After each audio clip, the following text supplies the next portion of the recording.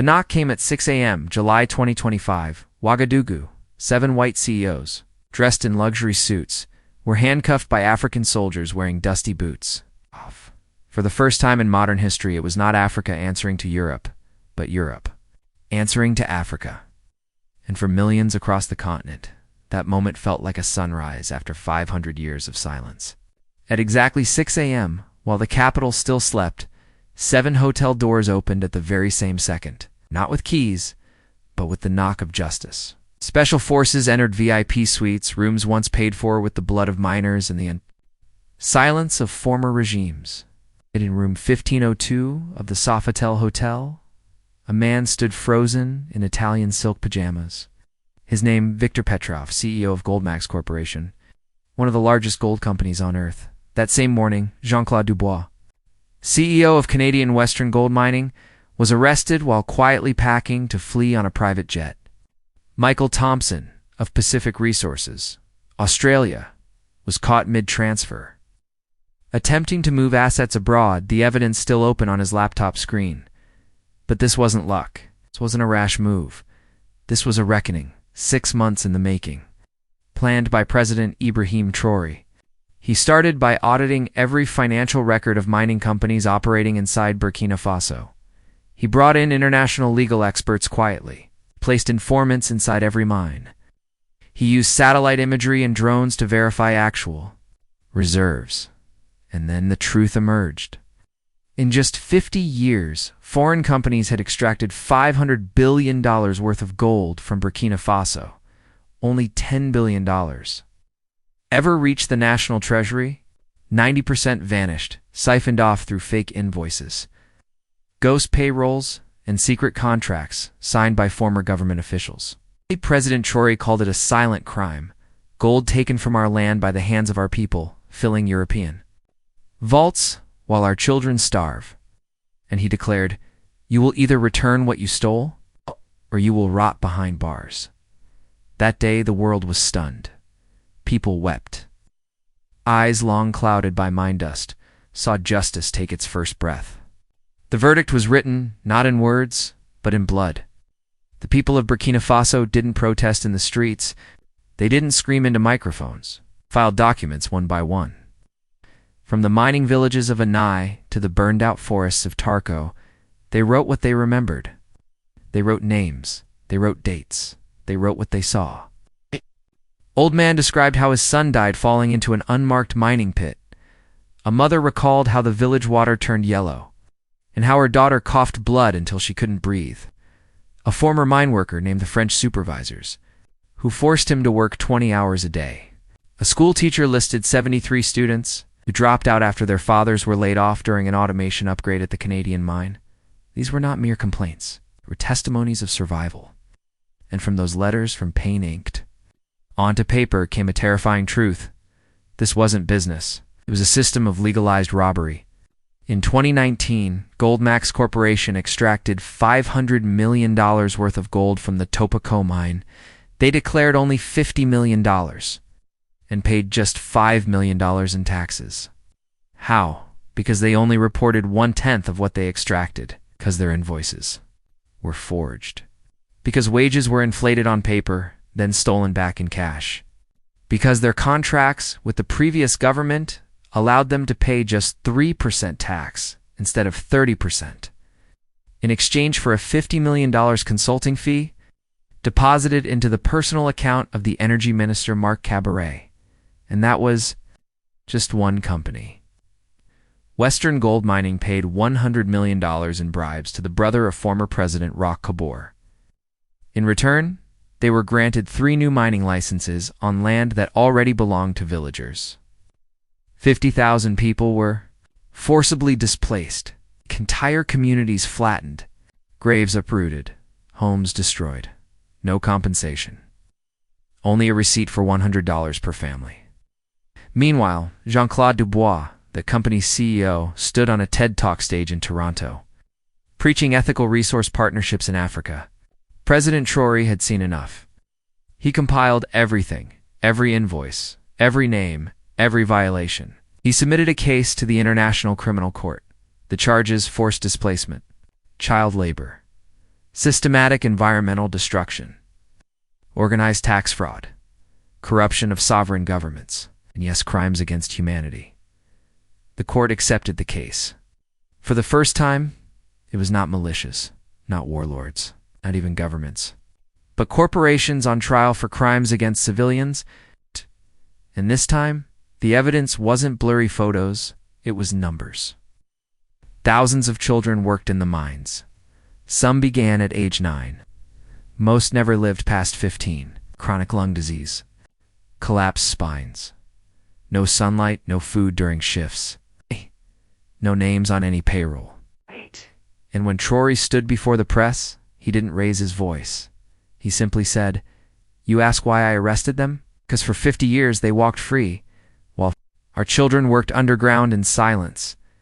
That silence is over. So if numbers speak louder than slogans, let the world read these numbers. Share this story, so the silence of the past is never repeated. The day blood fell from the gold, Burkina fights back." They arrived at exactly 6 a.m. 7 doors, 7 hotel suites, 7 men draped in silk shirts and flashing gold watches.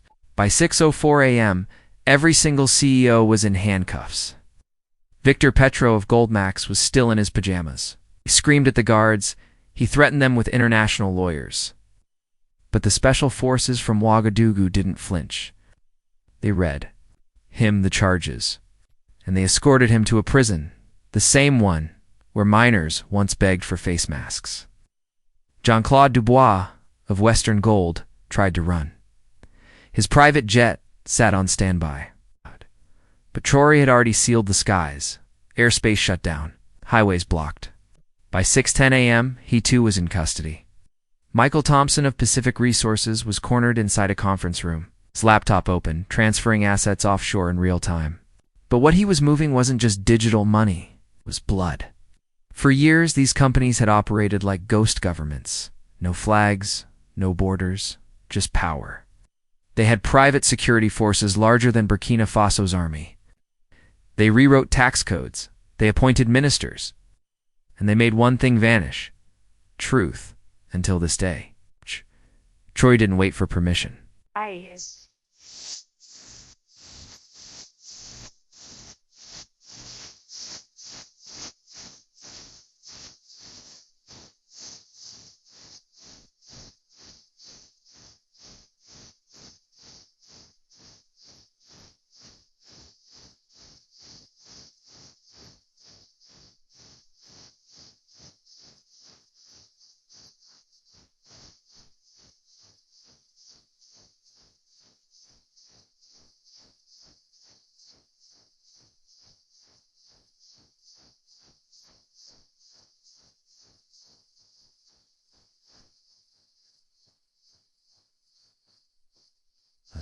They tracked every mine, every truck, every gram of gold. For 6 months, they watched, and what they discovered shocked even them. Goldmax claimed to extract 1 ton of gold per day, but surveillance showed the truth: 10 tons daily, 9 tons went missing every single day. Western Gold declared export invoices at just 1/6 of global market price. The rest, laundered through offshore accounts. Pacific Resources forged payroll records. On paper, workers earned $1,000. In reality, they received only $100. The remaining $900 filed as tax-deductible salaries stolen. These weren't accounting mistakes. They were crimes deliberate, layered, and protected by corrupted signatures. Traoré collected every file. He stamped them, he filed them. He delivered them to the International Criminal Court. But that wasn't enough. He wanted justice to be seen. No backdoor settlements, no secret negotiations. People deserved to witness the fall with their own eyes. That morning, live broadcasts showed armored trucks rolling out of mining sites. Flags were lowered, operations shut down. And for the first time in a forgotten mining village, a child looked up and asked his father, "Will I go to school now?" That one question pierced louder than any siren. Burkina Faso had chosen confrontation not with bullets but with files, with truth, with memory. Some called it madness. The West called it tyranny, but the people, they called it a beginning. If one child can ask that question, maybe the world should answer. Share this story if you believe no child should trade books for shovels. When justice makes people cry and cut, uncompromised, they don't cry from fear. They don't cry from pain. Ow. They cry because justice finally arrived. No mask, no excuse, no apology. For too long, the people had lived under the shadow of silence. They knew the gold was stolen. They knew the land was poisoned. But their voices were never loud enough to break the contracts. Until now. In the mining town of Kaya, old men who had broken stones for 30 years dropped to their knees when they heard. Madusawadago, 65, lungs blackened by dust, wept into the ground. I gave them my life, and they gave me hunger. Finally, someone speaks. For us? For us? In Tawo, where children had once carried sacks of stone instead of school bags, mothers held their sons tighter. One whispered, "He will never see the inside of a mine. Not while I live." Across 20 provinces, the reaction was the same. Not rage, but release. The files Traoré exposed only confirmed what villagers already knew. Cancer rates in mining zones were 10 times higher than the national average. 3 major rivers were tainted with cyanide. Over 3,000 children were diagnosed with severe respiratory illness linked to mining dust. And yet not a single hospital was built by these companies. Not one. In 17 years of operations, Goldmax paid just $10 million in local taxes, while extracting over $15 billion in gold. For every dollar given back, they took 1,500 Burkina. Faso's health ministry released a haunting statistic in 3 northern regions. Mining-related pollution had cut life expectancy by 7 to 12 years. The people weren't dying from gunfire. They were dying slowly. Through water, through air, through time. And the world said nothing. Until Traoré said, enough. He froze company accounts. He seized their gold reserves. And he filed charges. At the ICC, for crimes against humanity, the world gasped. But in Wahiguya, a woman named Mariam said softly, "Now, they call it a crime. We've been burying it for years." Inside the prison, the CEOs faced their new reality. No more marble floors, no more wine and steak. Now they stood barefoot for inspection. They ate porridge from aluminum bowls. Victor Petro refused to. Victor Petro refused to eat. He called it inhumane. But a nurse in the prison answered quietly, "Our children eat this every day." What do you call that? The trial was televised. Villagers gathered around radios, phones, projectors watching together. When the prosecutor read aloud the charge, forced displacement of 50,000 citizens, a murmur spread through the crowd. Many recognized their own pain in that moment. One man stood up, tears streaming down his face. "They took my land," he said. "I never thought anyone would say it out loud." Justice, it turned out, wasn't just about punishment. It was about truth finally having a microphone. And the people, they listened. Let this truth echo not just in courtrooms, but in homes, across borders, across time. Share this story if you believe justice should never come too late. The counterstrike of a head held high, uncut, uncompromised, they called him dangerous. The European Union held emergency meetings.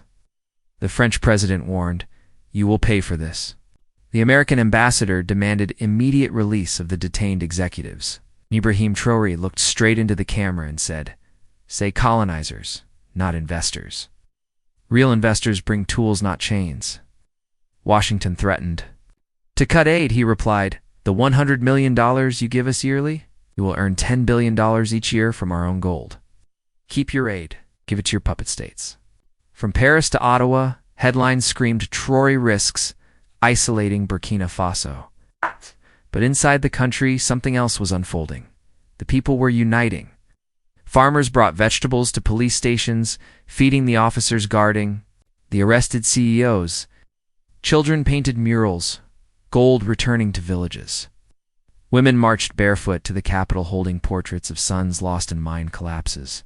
And in Bobo Dioulasso, a teenage choir sang a new song. Traoré did not sell our land, he returned it. The president did not hide. He walked through markets. He sat with grieving families.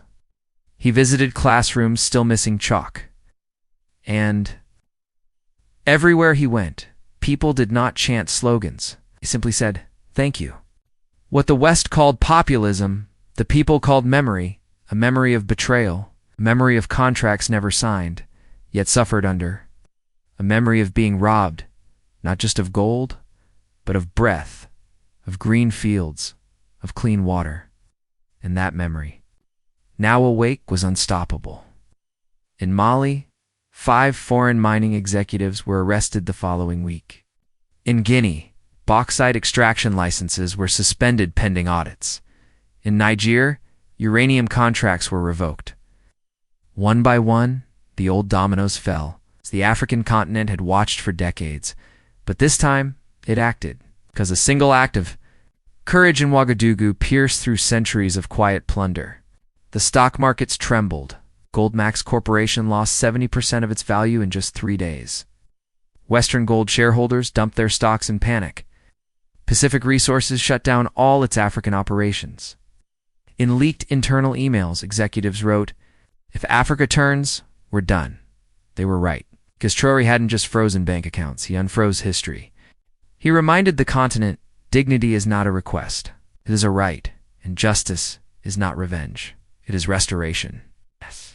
If you believe dignity is non-negotiable, share this story. Let the world remember, Africa does not rise with permission. It rises with memory. The fire still burns underground, uncut, uncompromised. There is an old proverb in Burkina Faso, "No ember survives alone, but if they gather, the flame returns." And now, that flame is returning. In mining towns once drowned in dust, you hear songs.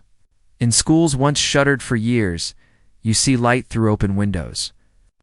In the hands of children, there are no more shovels, only pencils.